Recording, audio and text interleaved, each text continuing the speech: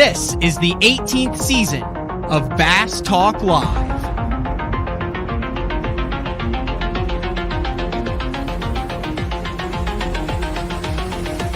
With your host, Matt Pangrath. BTL is brought to you by Lorraine, Bass Cat Boats, AFCO, Strike King Lures, Sunline, Big Bite Baits, Spro, X-Zone Lures, Gamakatsu, The Bass Tank, Denali Rods, and Pro Guide Batteries. PTL, coming at you! Good morning and welcome to a Tuesday edition of BTL Bass Talk Live, where we're going to talk about bass fishing. It is Tuesday, March 22nd. It is hard to believe that we're just a week and a half away from the end of March. The season is flying by. All sorts of action in the world of professional bass fishing. Yesterday had a great interview with Christian Greco, 23-year-old kid from Tampa, Florida. Got his first win on the MLF Pro Circuit, and just part of that group of young 20-somethings that seem to be really excelling right now. Obviously, I mentioned about Andrew Loberg. He's a little West Coast guy. Might have to ask our guest about him if he's had any interaction with young Andrew Loberg out there on the West Coast. We have a West Coast themed show today, even though most of the focus is in Oklahoma on the verge of REDCREST, which begins tomorrow. Interesting format. They only got 2 days of practice for the 41 competitors in REDCREST. Then the opening 2 rounds take place. Then they take a cut, and then another cut, and then they have the finals. But Friday, Saturday, and Sunday, the REDCREST Expo takes place in Tulsa. I will be there along with all the anglers who either didn't make it or aren't fishing. Would be remiss in the first segment if I did not mention 2 Century belts were handed out yesterday on a championship Monday of the Bassmaster Elite Series on Santee Cooper, and it was like the Santee Cooper of old, one of the first Elite Series tournaments that they had. There was an absolute sight fishing slugfest, and that's what this one turned into. One of the best sight fishermen on the Elite Series, Drew Cook, got the job done. 105 pounds 5 ounces, and I think he actually caught a last-minute fish, a 7-12 or something like that, to get the first blue trophy of his career. Did not realize he had not led any day of competition on the Elite Series prior to this week, and then I think he went wire to wire. I think he led the whole thing. He started out with like a 30-something pound bag and then went 25, 25, 25 in a roundabout way.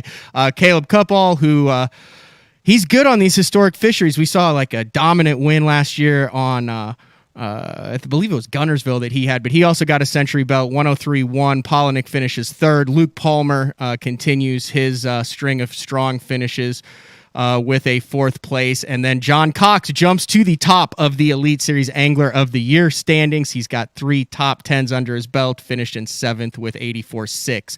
We will talk a lot more about that tomorrow. We do have Drew Cook on the show on a Wednesday, as well as Oklahoma's own Sean Goodwin, who will talk about his 3rd place finish in the MLF Pro Circuit event last week on the Harris chain.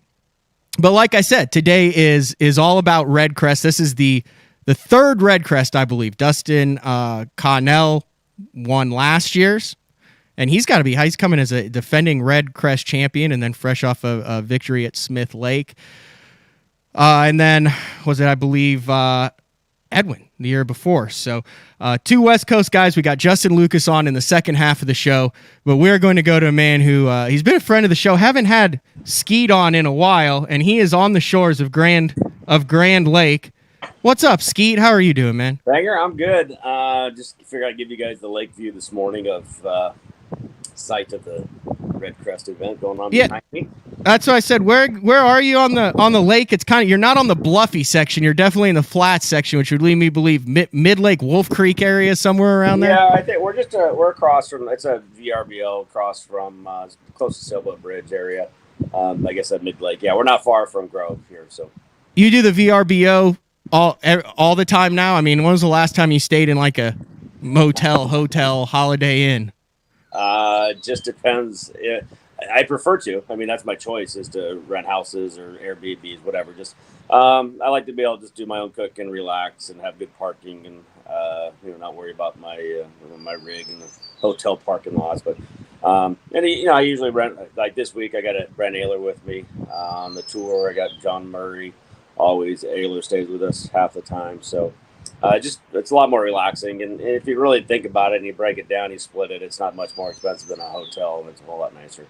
How long have you been rooming with John Murray? I mean, that goes back to like the teenage years, doesn't it? Yeah, it's wow. I mean, I'm trying to think how long. Yeah, it's pushing 30 years. Man, he's old.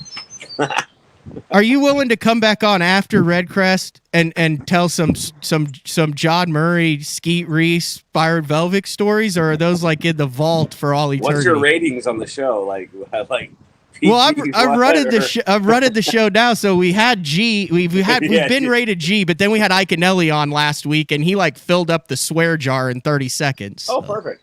Yeah, it was phenomenal. But no, I mean, that's got to be cool. Do you ever just like sit there and look at each other and be like, "Holy cow, we've come a long way"?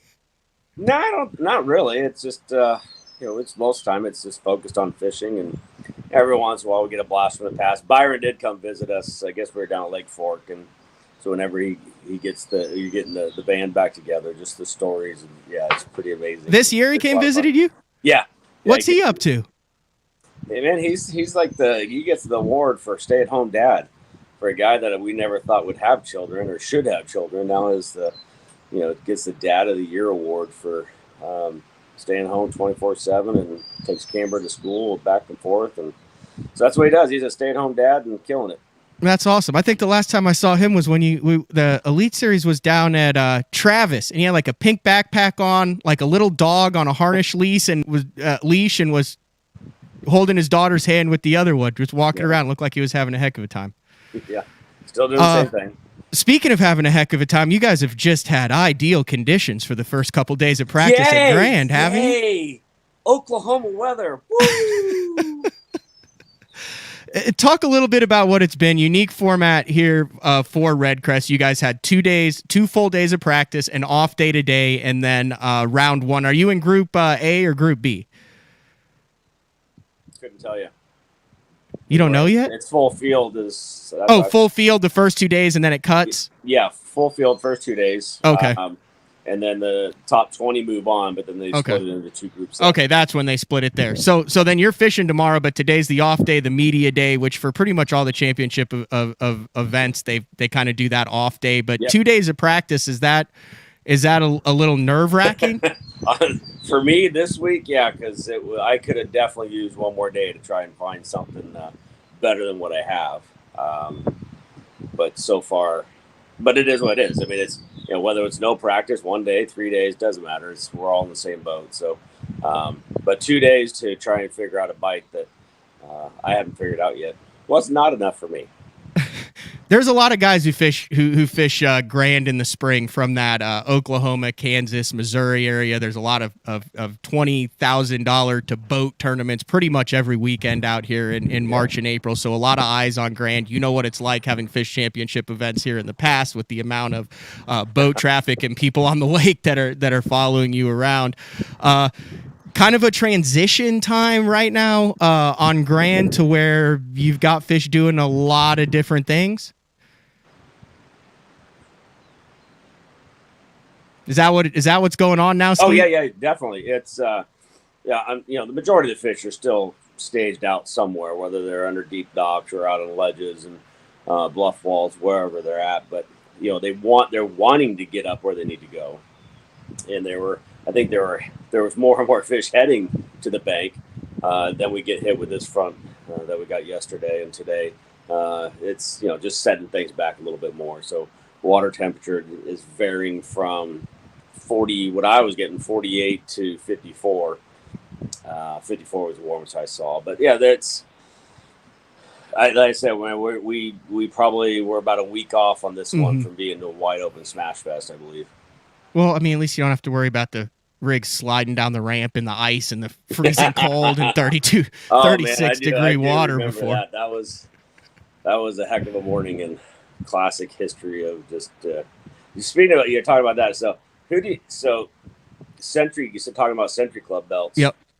Who holds the record for the most? That would have to be you, wouldn't it? Cheers. You have 3? 4. 4 Century Club belts. Is that something you think about when you're on the water, when you're like, dude, I'm close to 100? No, I haven't even thought about that. So, but I don't know, it just popped in my head. You were talking about it earlier, and I'm like, That's pretty cool, though. I mean, that's a 25-pound average. That's 25-pound fish. Yeah, I like that.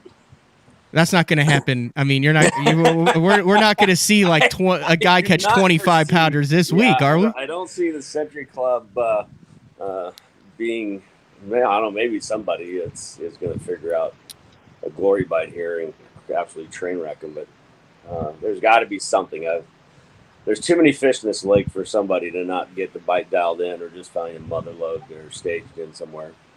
As far as non-grass lakes, I mean, there's not a stitch of grass in Grand. I remember KVD saying at one point, kind of back in that mid 2000s area, that Grand was the best non-grass lake in the country. That was back in the Sexy Shad days, and when it was just absolutely popping off.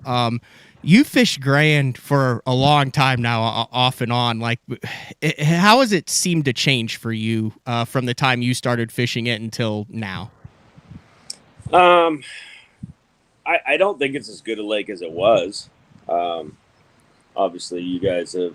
I mean, the amount of fishing pressure that especially in the last couple of years, that all these lakes have taken or gotten, I think it's impacted fishing, and I think the bite out here, the early pre-spawn bite, I mean, kind of just changed when the A-rig came out in this lake. I mean, they absolutely just train wrecked on this lake with the A-rig for a long time. I don't know if it's still the case, but it's not as good as it used to be. I know that. But it still has a good number of fish. And I mean, when you catch, solid fish, their genetics are pretty freaking cool, because they're just like, they're footballs. I mean, it's like you get one, it's like, I don't know, 18 inches long, but it's like you're like this, or your hand around his back. You're like, damn, how is he so thick? But so it is a pretty unique breed of fish that are in this lake. They're just a little different than most man-made reservoirs without grass. Have they determined what the standard the scoreable weight's going to be yet? They probably have, but I'm going with our 2-pound minimum. I believe is going to be our baseline. Okay. Yeah, that's a solid fish, but yeah, it's amazing how much they weigh with the way they're built. I wonder. I need to talk to Gene Gilliland on what exactly strain, because they're not Florida strains. They're not. I was under the impression you guys had northerns here. Yeah, and if that's the case, then to me that explains it more. But I mean, Billy Lemon did catch, I think, a 12-12 back in the early A-rig era days, and I don't know. Do northerns get 12-12? That's a good question. I do remember hearing about that fish here too. That was like, what? Yeah, it's interesting. There's also some, every once in a while you'll catch a freak spot out of Grand too, but then sometimes it doesn't play, and then you'll also see tournaments where a guy will come in with like 2 5-pound smallmouth that aren't supposed to be in the lake. I didn't know there's smallmouth in here. Every once in a while I remember like Chad Warren caught one off the dock, but the problem with the smallmouth is I think most of them are not legally transported into the fishery, if you know what I'm saying, Skeet. Gotcha. Somebody's been trying to reseed. It is. You do have some history in the spring there, 19th in 2016, 32nd in 2013. But this is not a spring type tournament where you're just looking for the 5 biggest. You're looking for a lot of quality fish. How did that affect your practice on a lake that you've kind of figured out and dissected before, just looking for several quality bites, as opposed to, man, you need to figure out how to do like 4 days of a lot of 2 to 3 to 4 pounders? Well, to be honest with you, I didn't pre-fish. I don't pre-fish any different. I'm just looking for bites, period. What do I got to do to go catch one? Because to me, it's when you figure out the bite and you're on it, you're going to catch 2-pounder, 4-pounder, 6-pounder. You're doesn't matter. You're going to catch what you need to catch. But trying to figure out that bite or that pattern or that area, to me, is just all I typically look for. It's not a numbers thing. It's just right now it's about the survival thing. Like how do you generate bites? I don't know if you realize this kind of pattern that you have going on here, but I'm a stats guy. Always have been a stats guy, and probably always will. And I think that you're due for a quality REDCREST finish. This is going back. Well, this is going back to the second tournament of the year in 2020. So we've got a lot of data here. Listen, I don't know if you realize this. This has been a roller coaster for you for like 2.5 years, Skeet. 40. This includes. I think there's maybe one REDCREST, but just regular season BPT events in here, not counting the stellar year that you had on the pro circuit last year, which I want to ask you about next. But 40. This is from the second tournament of 2020, so you're talking 2.5 years here. 41st, 5th, 40th, 29th, 53rd, 5th, 58th, 3rd, 37th, 16th, 59th, 21st, 55th. That's hard to do every other tournament for that long with quality finish. Did you have any idea that it was an up and down deal like that? Oh, I knew it was an up and down. Absolutely. It's I can't even say it's a format. It's when you got the caliber of anglers you're competing against week in, week out, and trying to stay on top. Doing what Wheeler's done is just mind boggling right now against this field. So hats off to him. But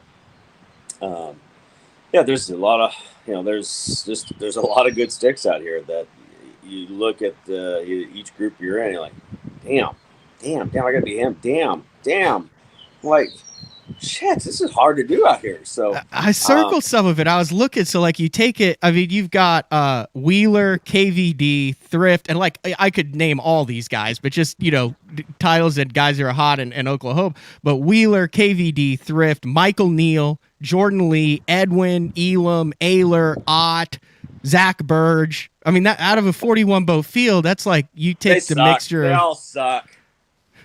You mentioned what Wheeler's doing. This is interesting. What year was it that you did like the 6 top 5s in a row? Was that 07? Oh, 08? No, like that was the year that you got screwed with the AOY deal and the cows were in your starting spot on the Gudfish on the Alabama River at the end of the year. Do you remember that? Oh, I remember all too well about you that. started with like 6, or was it 5 top 5s in a row? 5s, yeah. I mean, that's kind of what Wheeler's in right now. What does that feel like to be on a roll that much? Because, I mean, do you just know when you show up, like you just see the guys at the ramp and you're like, I'm going to beat you and you and you, and I don't know how I'm going to catch him, but it's just going to happen. Think about that. It's just, I remember just fishing me, and it's decision-making processes. You're like, yeah, I'll just, what the fish should be doing, you go do it, and they're doing it. And that's when it just seems easy. You're just fishing flawlessly, and you just make good decisions.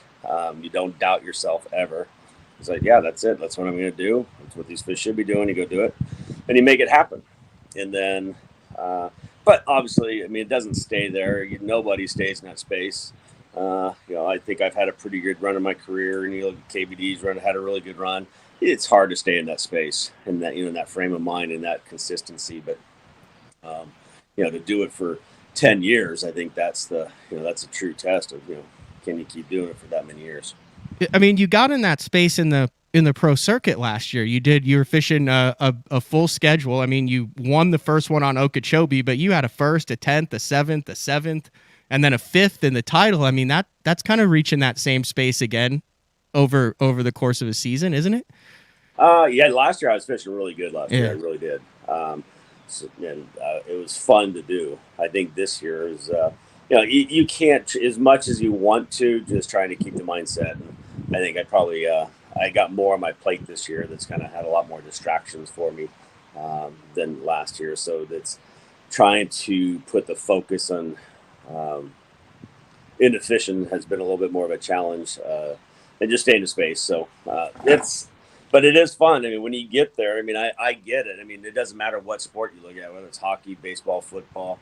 It's when you've got a top athlete and they're in their space, and it's fun. And it's not something you can't teach it. You can't really explain it. It's just, I guess it's an inner confidence that just comes out and allows you to just let your true ability come out. When you say fishing good, like you interview a lot of guys, they say, "Oh, I'm fishing really good right now." What does that mean to you? That means, yeah, they're just fishing open-minded. Really, that's what it boils down to. Is not stuck in any one mode, allowing yourself to, like, dude, I can't get a bite on a jerkbait, and then, yeah, shit, let's pick up a jig and just toss it out here, and you catch one. So, usually when you're fishing good, it's when you're fishing without fear, and you have the confidence of just doing whatever you need to do to get the bite. And then when you're not fishing well, are decisions tougher to make? Like, do you sit there and toil over what to do next?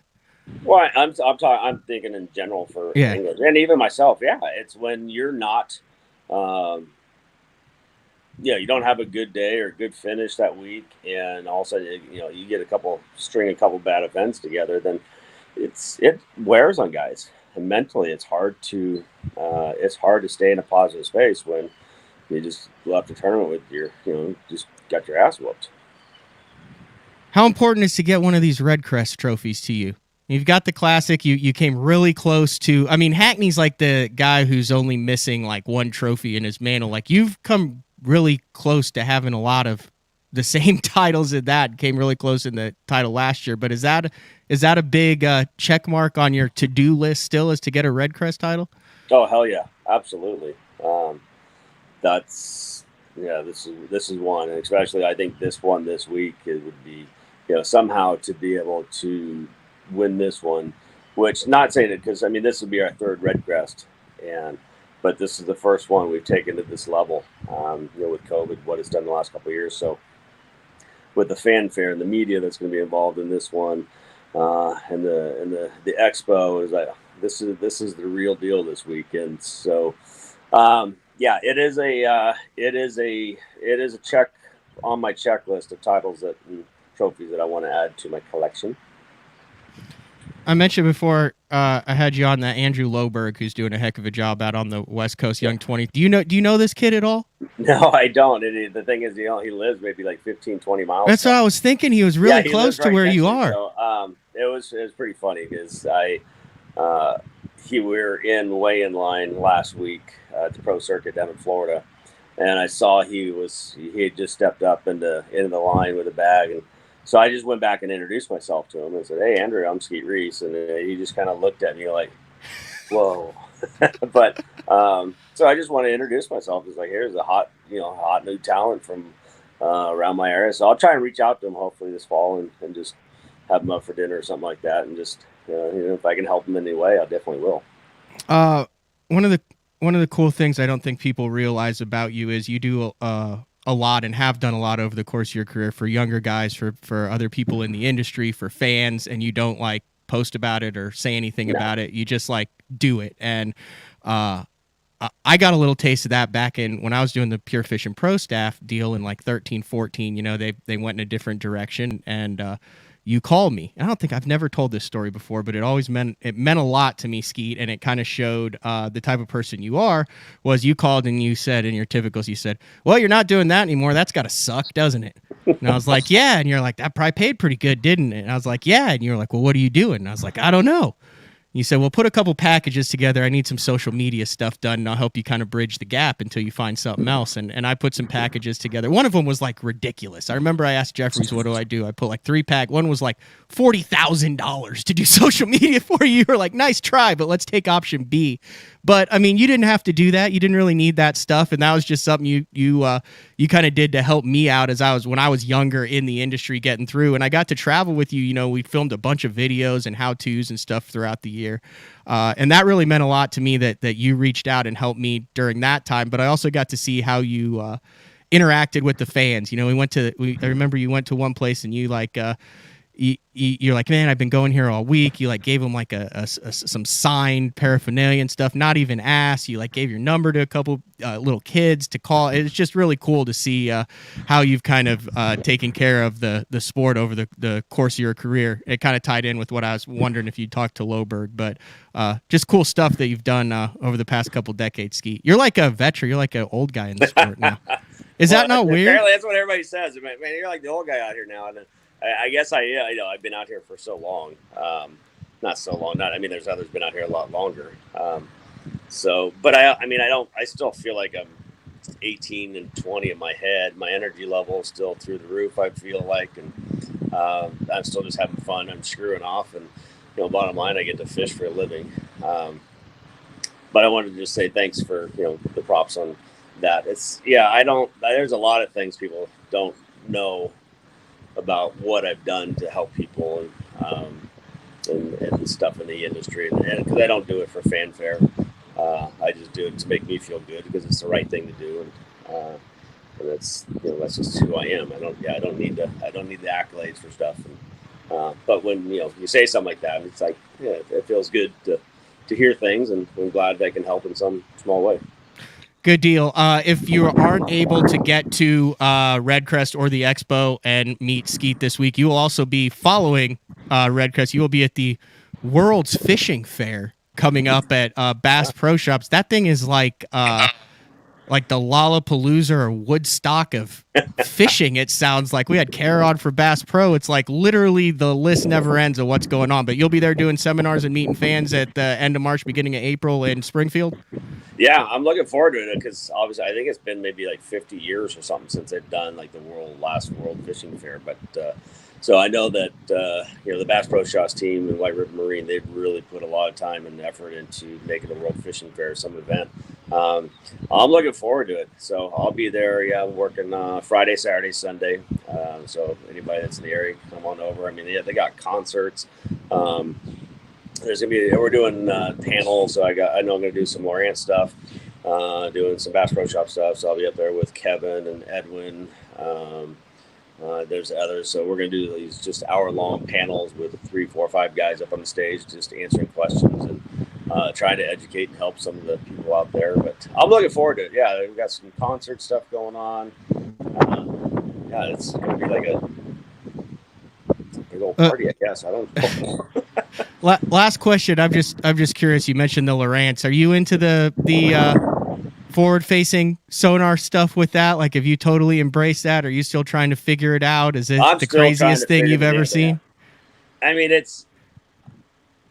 It's yes. I'm learning it. Unfortunately, I'm probably later to the game than others, but I also know that there's still some behind me. So trying to utilize it. I haven't mastered it. It's a learning process, but I'm not going to fight it because there's you can't. If you want to stay competitive, you can't. Just learning how to utilize it. You just got to get on Edwin's YouTube channel and watch a couple, and you'll be good to go. It's easy. I'll just watch YouTube. You learn everything on YouTube. It's applying it. That's the hard part.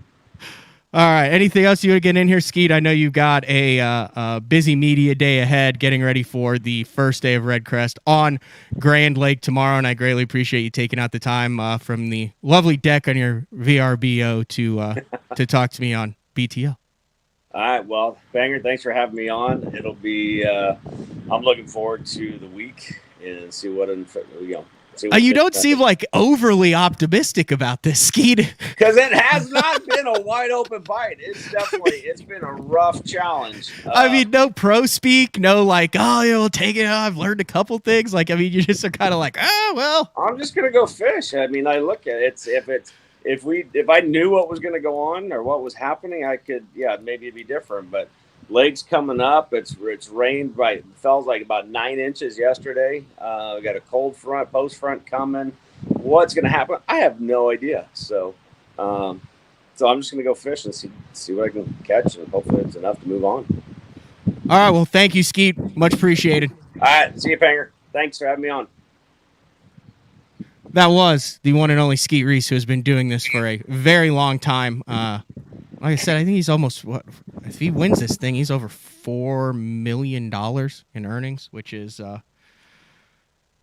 pretty impressive. So another guy who's got a pretty impressive resume. He's like the next generation of West Coast guys after Skeet. I feel like there's 3. I think this Andrew Loberg might be the one after Justin Lucas. I think you've got the Skeet, Ayler, John Murray, that type of deal. And then you've got like Lucas, and I'm going to throw Zaldane in there. You got to throw Rojas in the initial and Aaron in the initial. And then this next one, like this Andrew Loberg kid. But we will talk with Justin Lucas, who's on a little bit of a roll. He's catching them pretty good.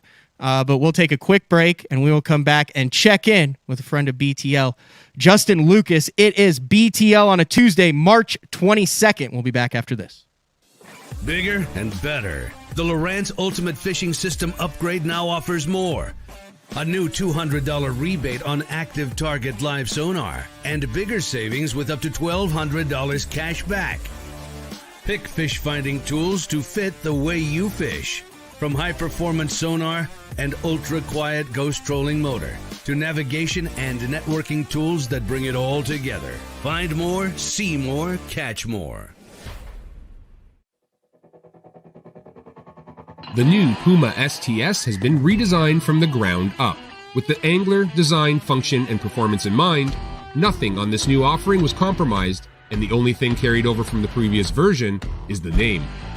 Based on the Soft Touch series hull that started with the flagship Jaguar, this new model is nimble and performs incredibly well at all speeds with either a 250 or 300 horsepower engine. Featuring a new 96-inch wide-body footprint, this hull measures out at 20 foot 7 inches in length. Industry-leading design coupled with tournament-winning performance. The Puma STS from Basscat. Feel the rush.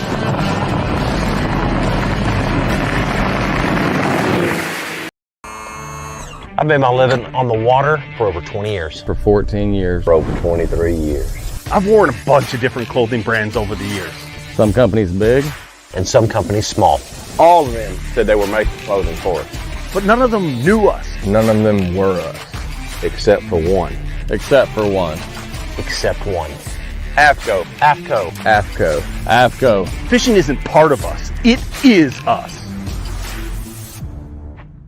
The KVD 100 jerkbait.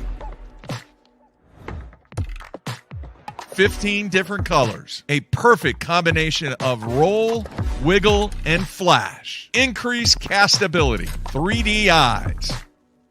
Premium black nickel hooks. KVD. Tie one on. Striking lures. Are you looking to install your own fishing electronics? Well, the Bass Tank is here to help you. The solution is the Bass Tank Power Harness. It takes the guesswork out of installation. No more voltage issues or interference. Designed by an engineer so that you can get professional results right there in your own garage. Installation done right with the help of the Bass Tank Power Harness. You can feel confident knowing that your installation was done right. The Bass Tank Power Harness. Give us a call or order yours today at thebasstank.com. The new Android series is the peak of the Denali lineup and offers the ultimate Denali experience. The Android series features 36-ton multi-directional graphite combined with interlock blank technology for added strength. Each rod is outfitted with Royal titanium guides that will not fail. The blank is fitted into an easy-touch, soft-feel EVA foam grip with exposed blank reel seat. This all allows the Android to transmit every movement of your bait and even the most subtle bites. The Android series is the finest rod Denali has ever made and offers an angler the ultimate fishing experience with a limited lifetime warranty. See the full lineup of Android rods at denalirods.com. Welcome back to BTL on a Tuesday. We're talking all things REDCREST on their off day. And Skeet was able to get on 5 minutes before the show and test his audio. I see Lucas down here. We're going to go cold turkey with Lucas. I do have Lucas queued up in the Sunline hotline queue just in case the audio and video isn't smooth. Grand Lake's a weird deal. You've got like full, complete service in some areas, and then in other areas it looks like Lucas is at a VRBO again, but we get Lucas on a lot. It's been a minute since we've had Lucas on BTL, but there he is. You go horizontal with your screen, Justin. There he is. How we doing? I'm doing good. Are we live? We're live, nice. And you're looking good. Yeah, I could have done the same view as Skeet here, but with the lake in the background, but I figured I'd mix it up and get our trailer in the background instead. You're not staying next to Skeet, are you? No, I'm not. This is a friend of mine's house. The guy actually drew as a or a marshal when I used to fish bass like 6 or 7 years ago or something. So super nice guy. Let us stay here for the week. It's crazy in bass fishing. Like there's all this stuff like how to deal with co-anglers, how to have a good day and all this stuff. And like I found like some of the best friends that I've made, and I know you've not had to deal with co-anglers very much over the past couple years, but it's cool. Like it's weird how one day you have a stranger that steps into your boat and then like 2 years later you realize, dude, I've talked to this guy like every week for the last 2 years. It's just neat. There's way more of those stories than like I hated the guy I had to spend the day with in the boat, isn't there? Yeah, dude, I've met some incredible people, and when you spend 20 feet apart from a random stranger all day long, you kind of get to know someone and you either hit it off or you don't. But like you said, more times than not, you have good conversation. If you have a good day of fishing, that makes up the whole thing even better. And he's one of those guys, just a really good guy, always keeping up and keeping in touch. So the best ones are, and you see it on a lot of videos, is when you can hear the marshal and like the fish jumps and you guys are like, you're in it deep. Like it's a key one. And you hear the marshal go, oh my gosh, that's a giant. Don't lose that one. Like, where they're like, just letting you know, just really hammering home how important that fish is to you. I love those moments. Yeah. Those are when you lose it and they go, oh, I'm like, that was your tournament, man. You don't have to make that noise. I know. Let me make it. I had one on, and this dude is great. I'm friends with him now on Sam Rayburn, and he was like, he like an hour later, he's like, man, I think that one would have maybe put you in the top 10. And I was like, thanks for that little bit of information right there. That's brutal. Just keep who walking hasn't through it. kept in touch with me was the guy that was leaning on my power poles taking a piss, and I pushed the down button on accident. Troy? Not on accident, but I pushed the down button and out. He was gone. Dude, so my buddy, we got to tell. It's cool though. We got to tell this story. So my buddy Brock, probably one of my best friends, Brock Enmeyer, he's running like 2 tournament circuits now and running shoreline boat and RVs, like a big wig there and stuff. But his dad is Troy. I've heard Troy say maybe 15 sentences in the 10 years that I've known him. I mean, the dude, he's got mustache, big dude, and he's like a dominant co-angler in the area, fishes all the opens. But you drew him on the Arkansas River. Yep. I've never heard the first-hand story of what went down on that, but I would love to hear the first-hand story from you of how you recounted that. There's not much to it other than we were down on, is it Kerr Lake, the one that's Yep. below? Yeah, you got to lock through like the death lock with 100 other boats. Oh, yeah. And we're down there, and we're on a flat, kind of getting it a little bit deeper water, and I'm coming up to a big laydown brush or whatever you want to call it, just a big laydown. And I'm like, I need to put the poles down so I can flip this thing the right way. And as soon as I hit down, it was deep enough, dude, that I just hear a big splash. And I'm like, what the heck? And I look behind me real fast, and he's just gone, dude. He's not even up on top of the water yet. He's under the water. And I'm like, dude, what? Like, I'm thinking, what in the world just happened? He's a big dude, too. He comes up, and he's like, wow, I'm like, holy crap, dude, what just happened? Like, run back there. I'm trying to help him get in the boat. And he's like, that is not your fault. I was leaning against those power poles taking a piss, and I didn't let you know. I'm like, all right, I'm glad to know it's not my fault. But, dude, it was pretty funny. And now I always check. If I got somebody in the back, and, like, not every time I put the poles down, but if I know they're, like, if it's a boat official or somebody, I'm like, okay, they're probably getting close to taking a pee or back there doing something, I like look back to make sure they're not leaning on it, dude. I actually had an old guy at Hairstone last week that I was like, okay, he's not leaning on the poles. I can put him down. It's pretty funny. But Troy's pretty methodical behind you. Did you ever notice when he was flipping? That dude really flips like fisherman. every 6 inches with his. Good fisherman.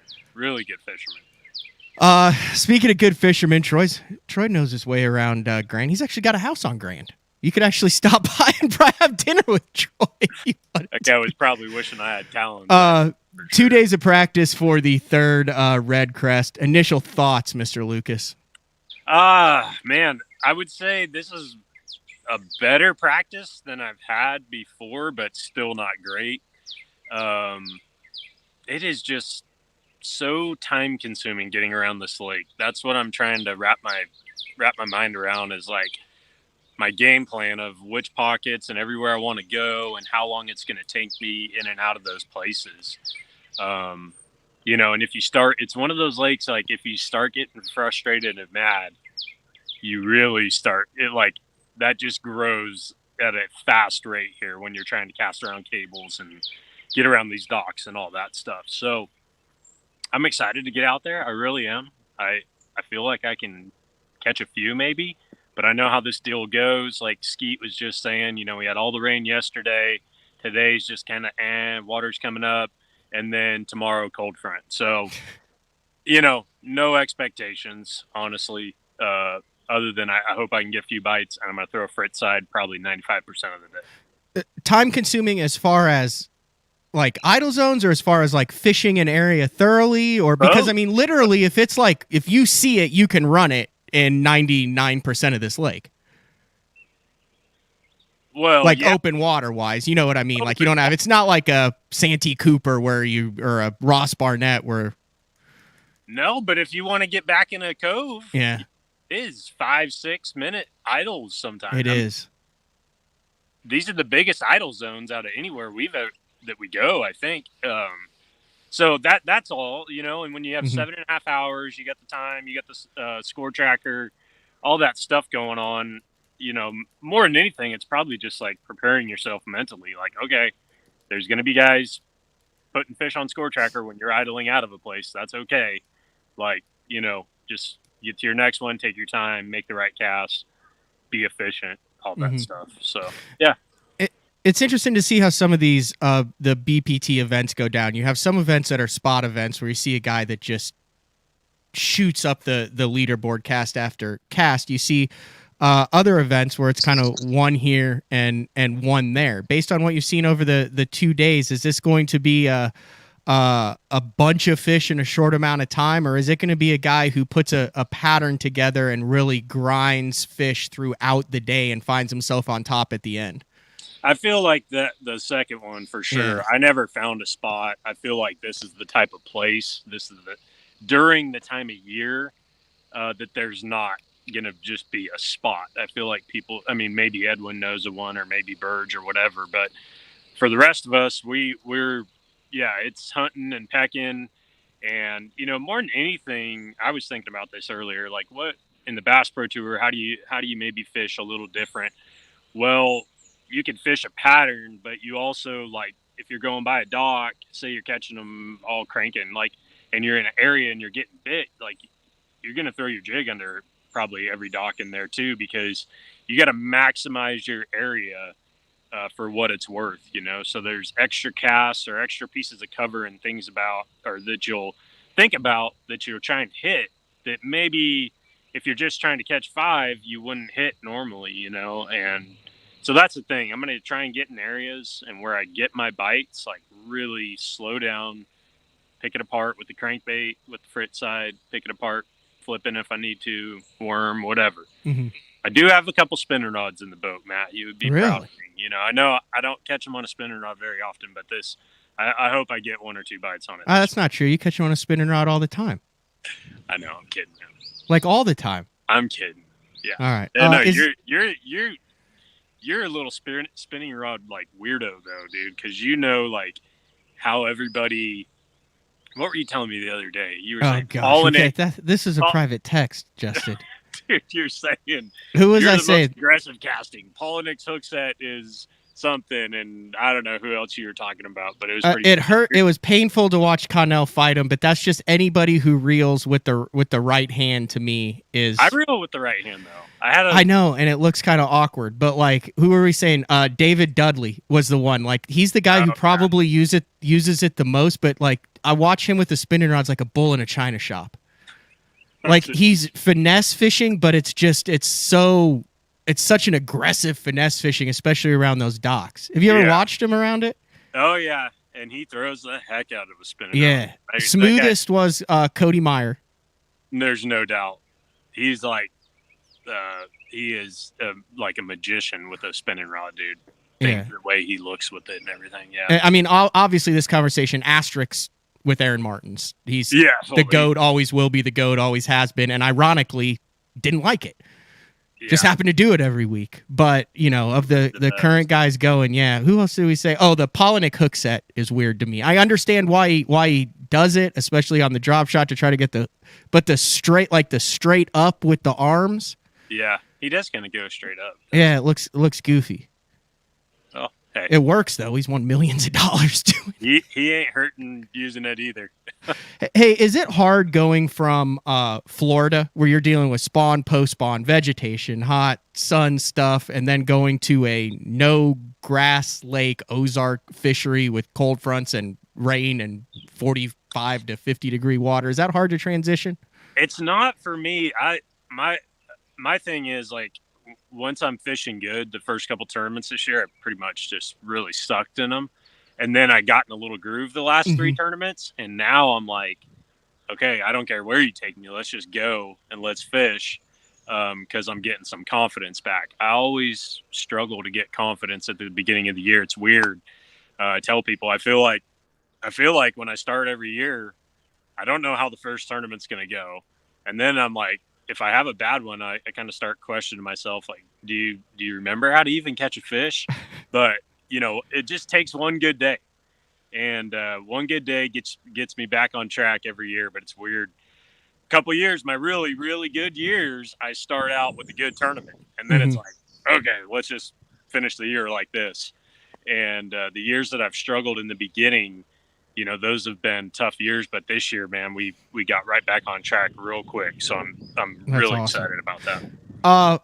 I'm curious, like, when the first year of the BPT, you were really bad at this, Justin. Like, you're sitting around going like, oh my gosh, he's not good at this. And now, like, you've got a trophy now. You're making the championships, you're making the cuts. I mean, you're competing for the Angler of the Year. Was there something that clicked? Did you have to figure out the format? What was the deal between, I mean, like, you're back in Justin Lucas form over the last couple years now. Yeah, I mean, you know, I had one bad year. I finished 45th in the points, and you're acting like I was the worst guy on tour almost. Jeez. Well, you're coming off the Angler of the Year, dude. Yeah, okay, but I mean, it's good that you're held to a higher standard like that. Yeah, I do feel like that first year it was a weird transition, man. I mean, I just won AOY.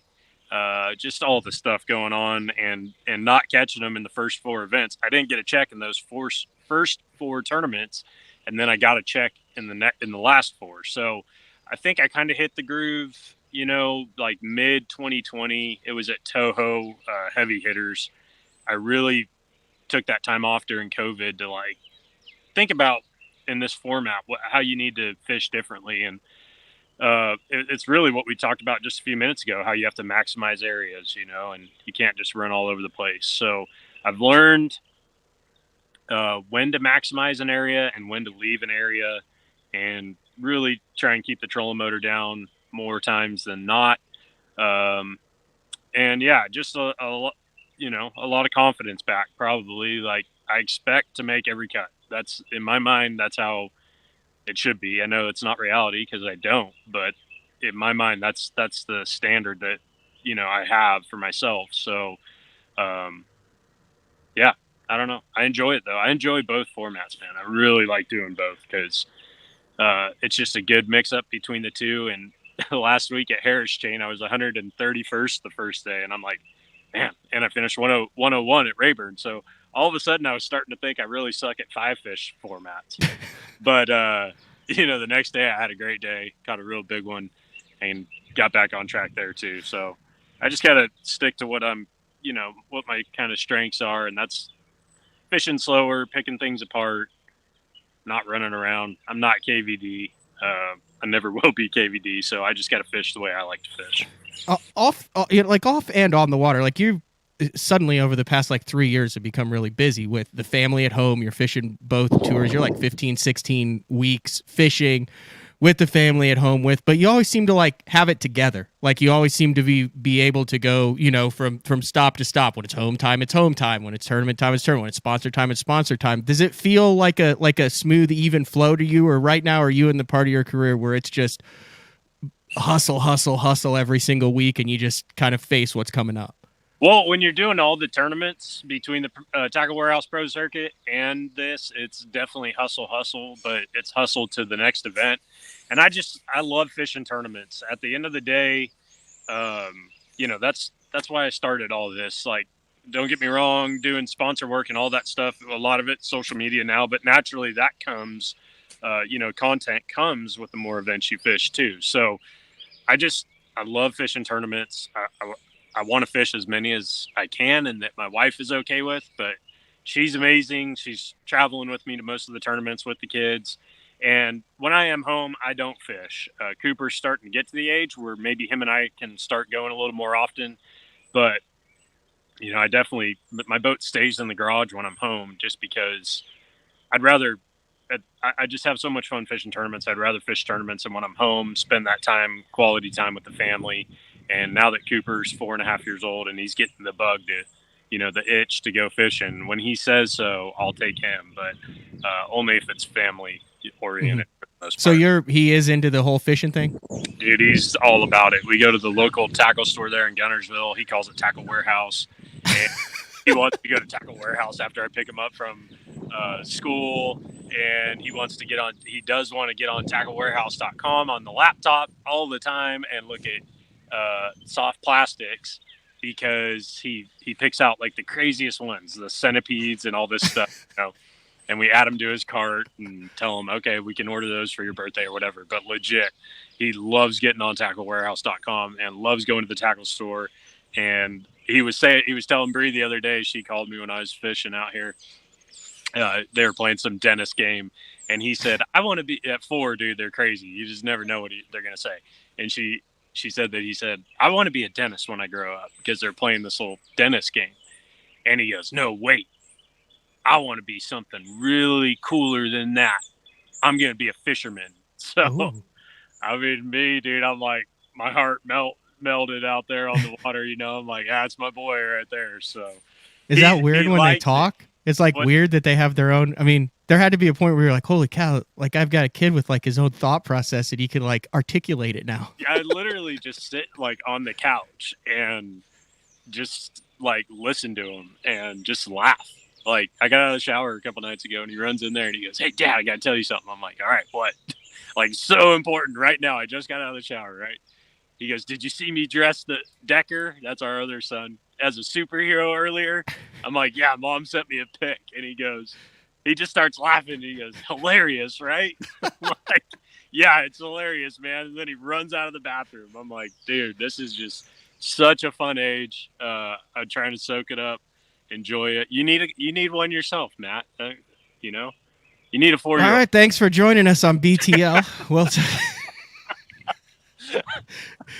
Well, dude, let's get back to the fishing real quick. I do want to ask.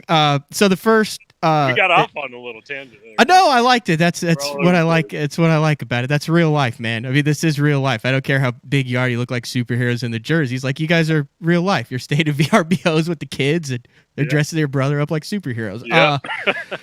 So this is the first. This is the first what I would consider kind of full on REDCREST. Because of what we had with the COVID year. We had one year where we kind of had a wraparound year, and then the first year there wasn't an expo with it. Dude, we got a full-on expo with this one. We've got all sorts of stuff. Is there a different feeling yet amongst the anglers coming into this REDCREST, the third one, do you feel like? Yeah, I think I got the feeling about it being a special event when I was out on the lake and hardly saw anybody in practice. And I'm like, oh yeah, there's only 40 guys here. Like, there's a lot of guys. There's half of our field that would love to be here right now. And that was the first thing for me. Once I saw that and realized that the first day of practice, and this is a big lake and it just eats 40 boats up. I mean, the guys that get behind docks and you never see anyone. So that was really cool. Of course, all my sponsors messaged me, talking about coming to the event.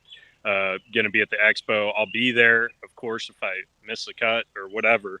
Hopefully I don't. But so all that stuff. I'm glad that it's finally happening. And I think this is a great place for it. I really do. Tulsa being the home of Major League Fishing, Grand Lake right now, the end of March. Like, minus this little cold front, which I hope doesn't do anything. I think the weights are going to be really good. I think you're going to have, guys catch probably, I think like 8 to 11 scoreable fish a day will probably make the first cut. But I think your top guy might have 15 or 20 fish. And that's good. There's a lot of events since we went to a 2-pound minimum. The guys don't even catch 5. So there's been many tournaments where I had 3 or 4 and I'm still in the hunt, So I'm excited. I love that we have the 2-pound minimum here. These fish are really fat right now. There's going to be more scorables caught than non-scorables probably. And I think it's going to be a really good event. Good deal. You room with anybody or you just keep it with the family? I sometimes room with Bobby and Chris or by ourselves. Wait, you room with both of the Lane brothers at the same time? Yeah, it's wild. That's why I do it, because it's wild, dude. It's fun. Not like wild in a bad way, just fun. They're crazy. They're funny as hell too. I once watched Chris Lane try to catch a raccoon with a pool skimmer. I 100% believe that. He got a hold of it, then realized that was probably not a good idea. It was a really angry raccoon by the time he got that thing cornered. Yeah, the things that the stories you hear about them growing up and everything, and just how funny they are. They're just really, really good people. But stayed with Jordan and Bertrand over the years. I'll stay. Oh, they're the most. So you go from like the ultimate like in bed at 7 p.m. tame guys to like the crazy brothers. Yeah, why not? Just mix it up, But now this week we're here by ourselves, so that's good. All right. All good. Busy off day today. You got a lot of media obligations and stuff, and then everything kicks off tomorrow. Yeah, I'm gonna try and finish rig and tackle here in a few minutes. I'm almost done. I got up early, had some coffee. Gonna finish rig and tackle. I've got like too many rods rigged up probably, but a lot of them will stay in the rod locker. Like I said, I want to throw the frit side all day, and just got to keep telling myself that, keep it in my hands. But yeah, somewhat of a busy day, and meetings and dinners and stuff later. So yeah, exciting, man. That's a bold strategy to try to out crankbait Van Dam on Grand in the spring, Justin. Well, I saw him throwing a jerkbait in practice, so hopefully he'll be doing that, and I'll be cranking it, and I'll have a chance. Awesome. I mean, what else do you do? Don't tell me if I can't. No, but you know what I'm saying. So it's a rhetorical question. Yeah. You want to know what you do? You throw the Alabama rig. Yeah, I saw a lot of guys doing that this week that were local guys. But it's amazing that the amount of pressure that Grand gets in the spring. I was telling Skeet, you can fish for $10,000 to boat pretty much every weekend for about a 6 to 8 week span there. And yeah, they still catch the heck out of them. Well, you know what I was thinking is like this lake has them, right? Like it's pretty. I mean, I thought it was pretty impressive. Because even I caught him on a crankbait, right? So I'm like, that's a pretty decent place. But with getting behind these docks where you can't get and stuff, it's got to make for like just a lot of protection for these fish, where they can hide, and spawn behind these docks and everything. And I was trying to figure out like why, because there were so many people on the water. I'm like, how's this place still so good? But it's got to be why. Do you think those fish actually feel pressure? I'm not talking about just Grand, but specific. Like, there's a bunch of different lakes. Like, do you think those fish actually feel pressure and slide to areas of marinas or areas of timber that they can't get molested with? For sure, 100%. Really? Yeah, I'm staying at this. This guy's got a dock here, and I saw like 3 or 4 pounder, and where it was swimming in this dock, you wouldn't have never. There's no way you could catch it. And you think it knows, like, nothing's going to come from above and mess with me while I'm right here? I think so, dude. I bet if you got on the backside of these marinas and you were able to just look under the water, like, I bet. You think that's what saves places like a Sam Rayburn, like a Toledo Bend down in Florida where there's all sorts of grass and tons of places? You think it's just you have to have areas where those fish can't get molested? Yeah, grass naturally does it for sure. But yeah, I mean, you talk about a highland place like this, or Ozark Lake, it's got to be what helps. I don't know about Lake of the Ozarks if it gets a lot of pressure too. I'm assuming it does. Yeah. Well, it's unless you're except for the summertime when the boats create like you can't go out there. Like it hardly gets any pressure in the summertime because you die if you go out in a bass boat. Yeah. Dude, the dock's got to help it. It's got to be equivalent, in my opinion. Maybe not as healthy as grass, but it's got to be equivalent to timber and grass for places for them to hide and feel protected. Huh. One more thing real quick before I let you go. I do remember you did mention Kerr with the story at the beginning. We'll bring it full circle and end it. Did you tell me one time that you felt like Kerr was one of the best learning grounds that you'd ever fished if you want to get good at catching fish anywhere? Rivers, grass, rock, wood, everything. I thought you told me one time that, like, dude, if you can get good on Kerr, you can catch fish around the country. Did I miss? I don't know if I said that or not, but I really like that lake. I might have said that. I don't know, but You said that. There enough to really know. I feel like Christy said that to me. No, you said that. You 100% said that. I don't think I did. But great. I've spent like 20 days on Kerr now because of something that I thought you said. Right. That is a really cool lake, and I wish we would go like for a smaller event, in the spring. Yeah. For an MLF event there, because if you only had like 40 boats or 30 boats, even heavy hitters, it might be. I don't know how it's fishing lately, but I mean, I've caught some 4 and 5 pounders in there, and I really liked it. It was cool. That would get Western because you could get wherever you wanted to, and then not have to worry about getting out. Yeah, that would be cool too. Yeah, because that's like the biggest thing. Like you get in there, and then you're looking at your watch, and you're like, "Well, if I get out, I'll have this much time." But like, you could just take your time. Totally put that thing so far back, you need a helicopter to get out. Yeah. Yeah, that would be cool. I like the lake, but I don't know if I said that, Matt. I might have. Who knows? I've said things over the years. You say a lot of things. Best Traeger recipe you got going right now? What do I need to try, Justin? Dude, I'm pretty bummed right now because it's been a minute since I've cooked. You don't bring one with you? Not when I have the family. I got too much stuff in the truck. Dude, I've got a little travel Traeger. I take it everywhere with me. But like, I'm telling you, like I had a bike and a scooter and a kitchen equipment and just like too much stuff. Dude, it took me like 45 minutes to unpack my truck. You're sponsored by them, aren't you? I feel like you're obligated to carry a Traeger with you. I do when the family's not with me. Jeez, don't get me in trouble, Matt. Gosh. I brought it up though because like I said, you are probably. I mean, you're pushing Terry now. You're taking over the crown for that. But I'm just curious what the hottest thing you got going now is that I got to try. Did you ever try the... I don't need to get in a cooking argument. You're a good cook. Terry's Did you ever try the bologna? I haven't done the bologna, and I really do want to try that. I saw one the other day, how it's all scored on top and then smoked. And, yeah, it looks awesome. I want to do that with, like, a pork butt and some sausage and do, like, a whole barbecue plate, pickled up. Bree said she wants to pickle some onions, so I'm like all about that. Let's pickle some onions, do some pickles, jalapenos, stuff like that. Throw it all on a plate with bologna, whatever else you want to smoke, and that's good stuff. Yeah, we're talking about Kerr in Oklahoma, not like Kerr. Was that Bugs Island Kerr? Yeah, not that one. No, not that one. I've never been to that in Oklahoma. Neither have I. Been there. There's a couple like Eufaula. Oklahoma has a lot of lakes that are like have lakes in other places. Like Eufaula. You ever been to Eufaula in Oklahoma? I've never been there either. Dude, that is the best tournament lake. The best tournament lake in the country, and they just don't have major events there. We'll tell Major League Fishing to go there. It's crazy good. Well, I think it has to do with the city, man. It's all about the Benjamins. You know that. Yeah, guys You got to have the city. They all got to make money. They do. Well, speaking of making money, cities need to start ponying up because everyone's going back to the same places. We need to mix it up a little bit. I agree. You guys had some new ones. I liked the. Darbone. Darbone was good. That one. I mean, you guys got kind of screwed on that one with the weather, but like Darbone had some potential there. I enjoyed that one. That one was cool. I will say that was cool. I got my butt kicked, and it was really fun to watch. Especially that Caney and Bussy break. Those places were legit. It's like every fish was like a 10-pounder. That's insane, dude.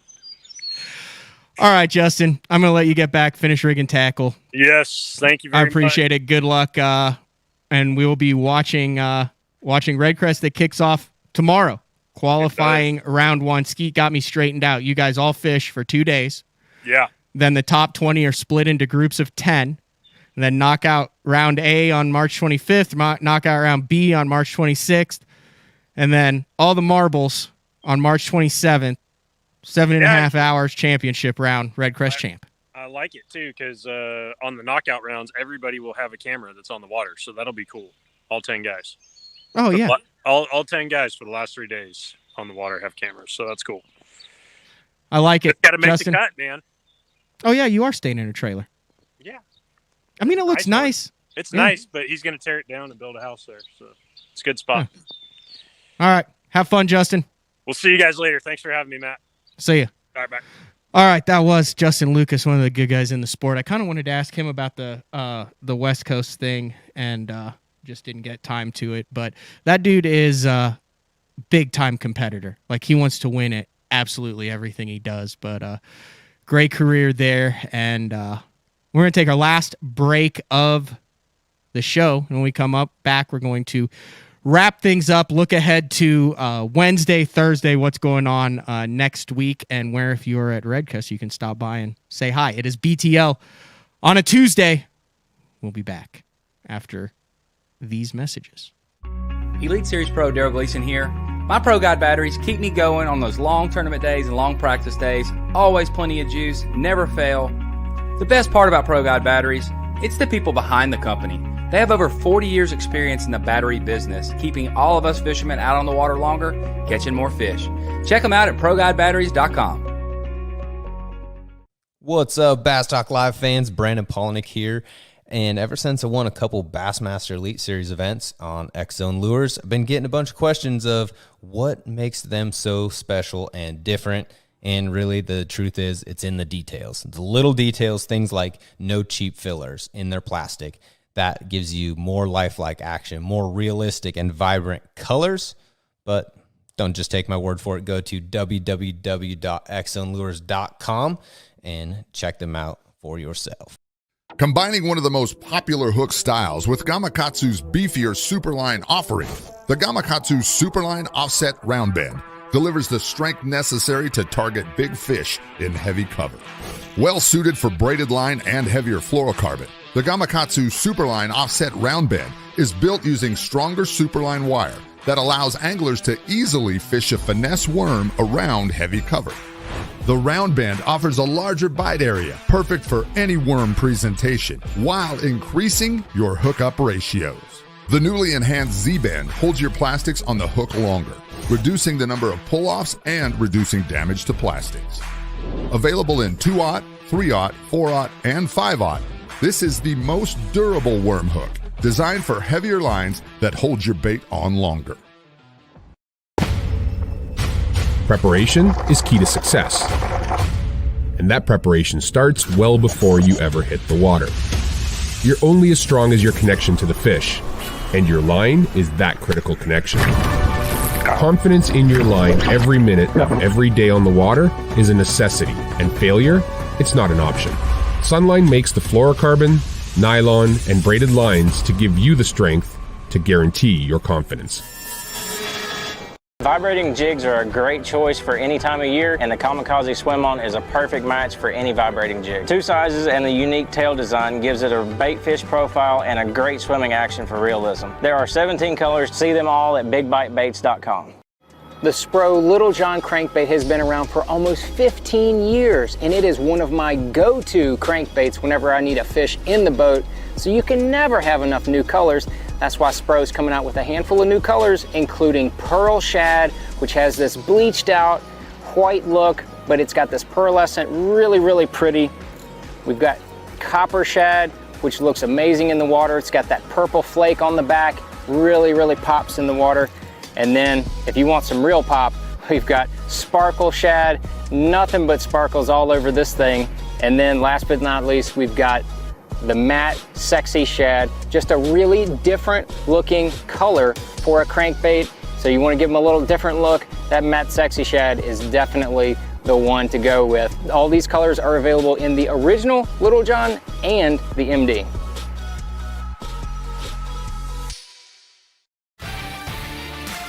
Welcome back, BTL on a Tuesday, wrapping things up. Big shout out to our guest today, California Skeet Reese, and He's been in Alabama a long time now. So Alabama's Justin Lucas is there, 2 of the 41 anglers preparing to compete on REDCREST. And it's interesting to listen to them kind of talk about how they're approaching Grand. I fish Grand a lot in the spring. Not saying I'm good on Grand in the spring by any means, but I have caught a fish or two and talked to a lot of guys who have fished out there this year. And it's outside of like when we talked to Zach Burge last week, who said he got on that chrome rattle trap deal where it was just like every cast, like a 4 to 6 pounder.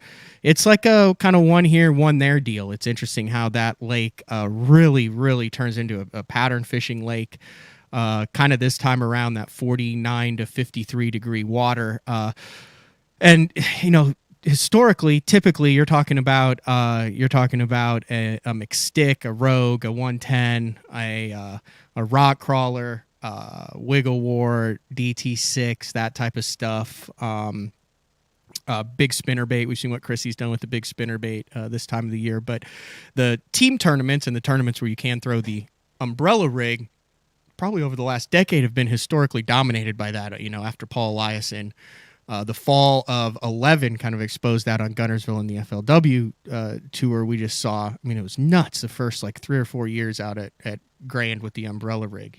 I remember one we fished in April with my buddy, and we had like 22 pounds with like a 6.5 pounder. And I was like, dude, because that's kind of what it takes there. There's a lot of those 4.25 pounders, and it's, anything over 5 is a kicker out of Grand. I remember we had this one we weighed in, and I said, don't forget to weigh in big bass.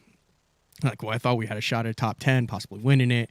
And he comes back, and I was like, well, he goes, we're in 18th. And I'm like, what? We're in 18th? He goes, what? He said, we had like 22. I said, what was our big fish? And he goes, didn't even weigh it. He said, there's like 4 over 8. And I'm like, holy cow. But the rig still plays. It's not just like go down the bank and catch them at will, kind of like it was for those first couple of years. You still see like the Warren and Pilchers and McClellans and Little Johns. And like I said, I'm going to leave people out here, which I'm not intentionally doing, but there's still a Toby Hartzels and like a Jeremy Lawyer, Justin McClellan, all those guys. There's still just a bunch of guys that have figured that out, and the rig is a big part of it now. But you also see tournaments that are one jerking and cranking and throwing a jig around the dock. So it'll be very interesting to see how these guys break it down with the every fish counts format, especially if it is a 2-pound minimum, because I know from experience, a lot of those 18 to 21, 22 pound bags, it's not like you're going through a lot of 2.5 to 3 pounders.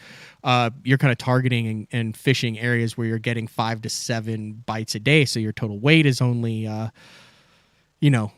25 pounds, 26 pounds maybe after the end of the day. And that's just because that in a one-day team tournament format, a 14 or 15-pound bag gets your entry fee back, if that. So it'll be very interesting to see how these guys, especially we've got guys like who have freak showed big bags out here, like Edwin and James Elam, Zach Burge, a lot of guys that are familiar with the 5 fish, but having to go about it a completely different way. I do want to get a couple things out of the way here first. I mentioned this yesterday, and I still want to bring this up again. Bass Cat will be doing a test ride event at Pier 51 Marina on Keystone Lake, probably about half an hour from Tulsa.